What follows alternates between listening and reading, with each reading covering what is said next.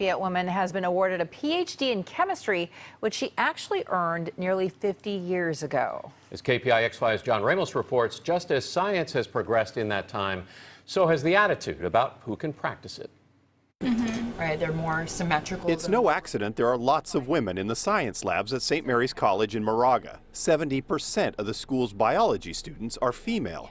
In fact, the school has a special program to mentor and encourage women in science. Actually, that alone gives them so much more confidence to do better when they actually leave and go on. But there was no such program when Cheryl Sundari Demby was in school.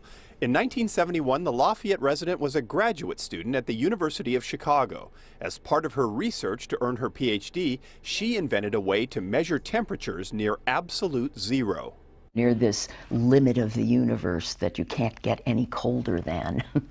No one had ever done that, and her academic advisor told her it was time to write up her research and present her doctoral thesis. 10 days later, he dropped dead suddenly.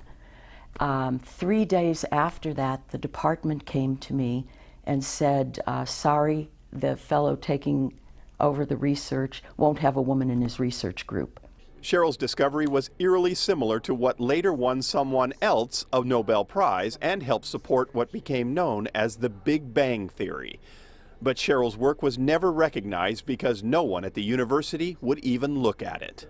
I was so crushed by the situation at the time, and the definitive, you're a woman, you can't go on.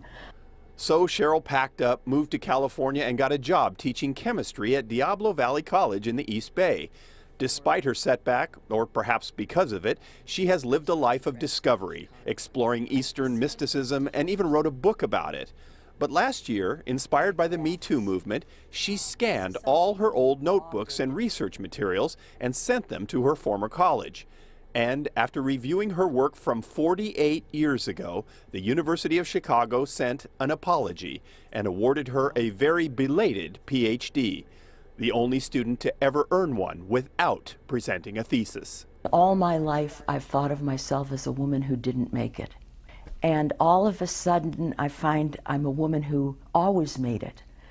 Cheryl, now Dr. Demby, can't help but wonder what she might have accomplished in science, but says she wouldn't trade the life she's had to get it.